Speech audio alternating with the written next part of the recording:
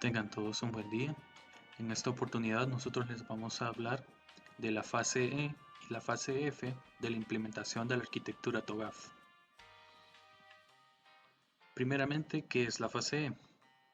La fase E es la primera fase que directamente se refiere a la implementación. Esta se encuentra en la segunda mitad del ciclo inicial de la AMD y se enfoca en encontrar la forma de entregar la arquitectura objetivo. Esto a través de todas las salidas brindadas por las fases anteriores. Sus objetivos son crear la primera versión completa del roadmap arquitectónico basados en los análisis de diferencia de resultados de las fases B, C y D, determinar si es necesario un enfoque incremental y, de ser así, se identifican las arquitecturas de transición necesarias para garantizar una entrega continua de valor. Además, formular la estrategia de migración e implementación. Y finalmente, identificar grupos y paquetes de trabajo.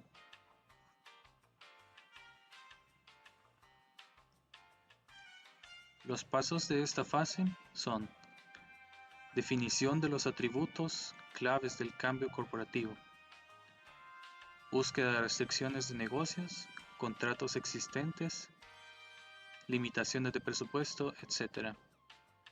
Revisión del análisis de diferencias de arquitecturas de las fases anteriores, revisión de los requerimientos consolidados a lo largo de las funciones del negocio,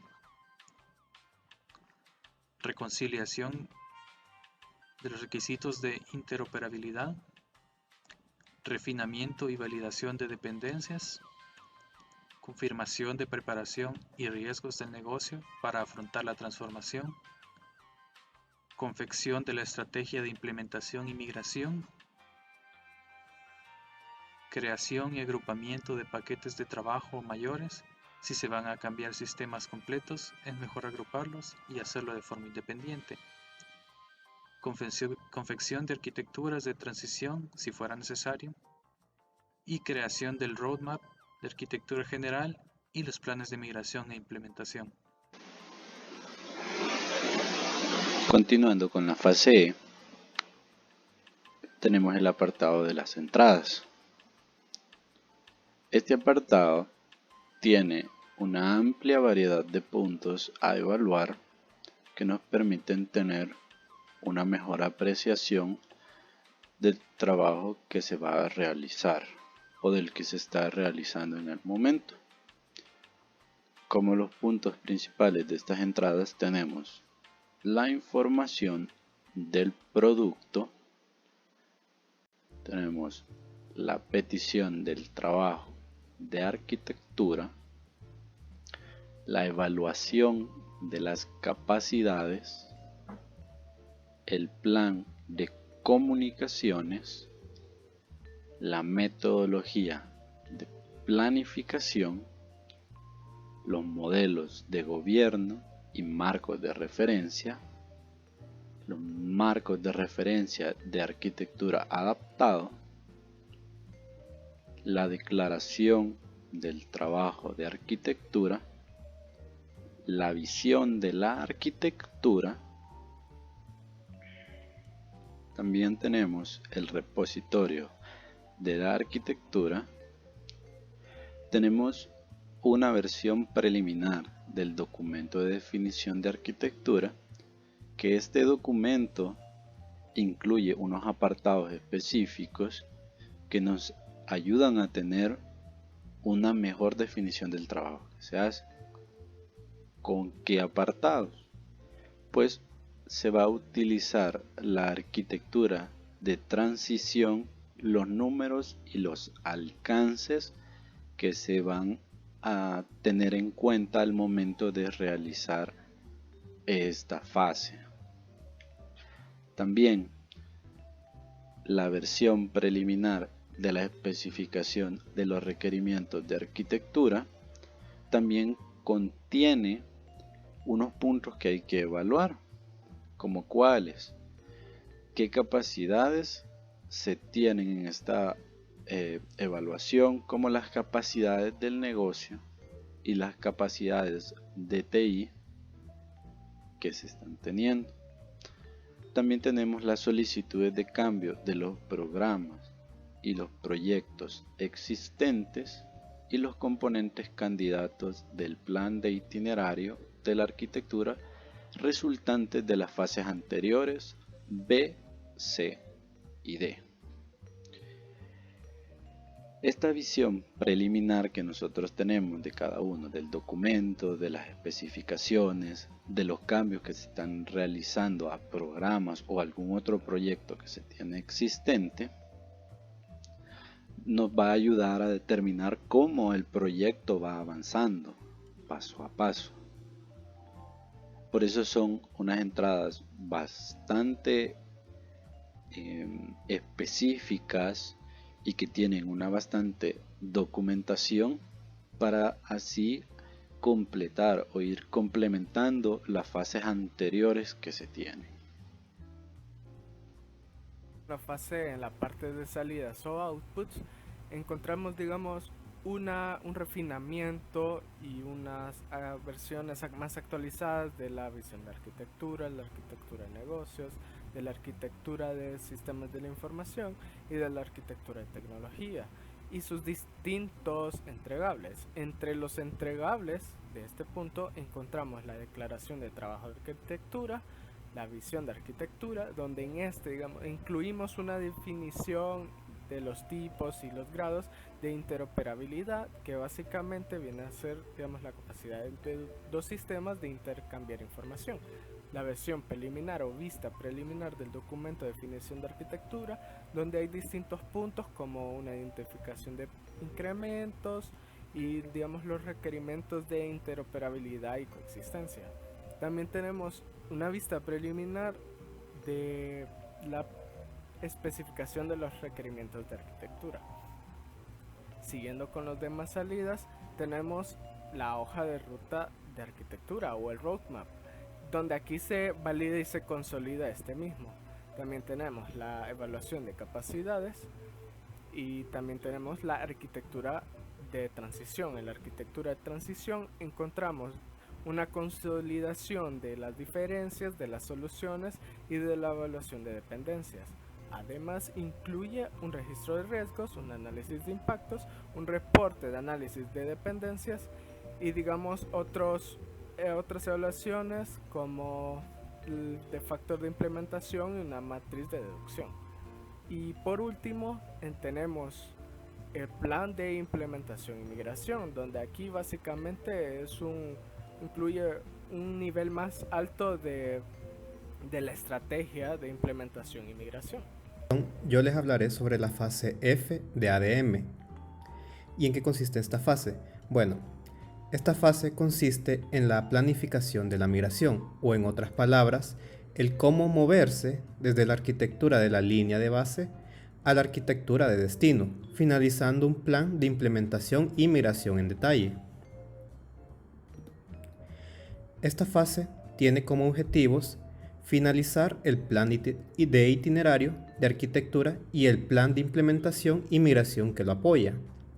Asegurar que el plan de implementación y migración se alinee al enfoque de la empresa para la gestión e implementación de cambios en la cartera general de cambios empresariales.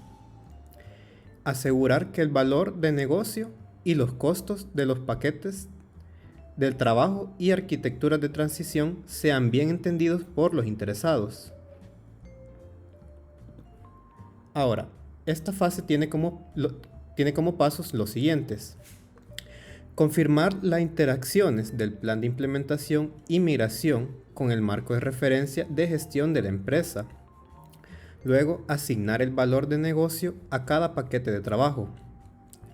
A continuación, estimar las necesidades de recursos, los tiempos del proyecto y la disponibilidad del medio de entrega. Priorizar los proyectos de migración a través de la realización de una evaluación de costo, beneficio y validación de riesgos. También tiene como paso confirmar el plan de itinerario de arquitectura y actualizar el documento de definición de arquitectura. Luego, completar el plan de implementación y migración Y por último, completar el ciclo de desarrollo y documentar las lecciones aprendidas. En la parte F de entradas, debemos de considerar aspectos como la petición de trabajo de la arquitectura, la cual está viene ligada con el plan de comunicaciones, ya que dichas peticiones se hablan del por qué se quiere migrar de una arquitectura que se tiene a TOGAF. También debemos de considerar el modelo organizacional de la arquitectura empresarial y los modelos de gobierno y marcos de referencia.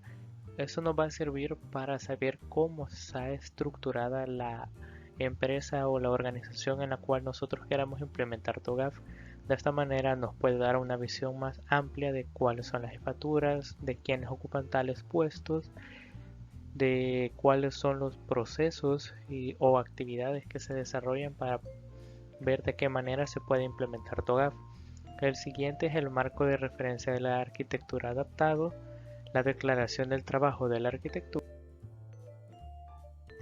la visión preliminar del documento de definición de la arquitectura, en el cual debemos de incluir arquitectura de transición si existe. Esta entrada es un poco fundamental, puesto de que esa visión preliminar nos da una representación más amplia de cómo está la arquitectura actual y si en el momento que se implementó esa arquitectura se consideró el poder migrar dicha arquitectura a otra arquitectura. También está la versión preliminar de la especificación de los requerimientos de la arquitectura. Este también es de mayor importancia, puesto de que al tener una visión preliminar específica nosotros podemos ver qué es lo que queremos implementar o mejor dicho, qué se va a implementar de TOGAF en la empresa. También tenemos las solicitudes de cambio en programas y proyectos existentes. Eso tiene que ver en el sentido de que, por ejemplo, en las empresas se tienen X proyectos que se pueden estar trabajando. Entonces, al momento de que se quiera implementar TOGAF, ver de que al implementar esta arquitectura no afecte dichos programas o dichos proyectos, puesto que lo que no se quiere es que se pierda todo el trabajo que ya se tiene, sino que se pueda adaptar a TOGAF. Luego está el plan de itinerario de la arquitectura. En esta parte es de considerar cómo se va a ir trabajando o implementando la arquitectura, ya que, como lo hemos mencionado, se tarda aproximadamente 6 meses a 1 año para poder documentarnos para poder implementar TOGAF. Luego está la evaluación de las capacidades, en la cual debemos de incluir capacidades de negocio y capacidades de TI. En eso nosotros debemos de tener en cuenta cuáles son las limitantes con las que contamos, cuáles son todo lo que nos puede beneficiar para poder implementar TOGAF de una manera más sencilla o más rápido. Luego está el plan de implementación y migración, en el cual nosotros debemos de incluir estrategias de alto nivel de implementación y migración.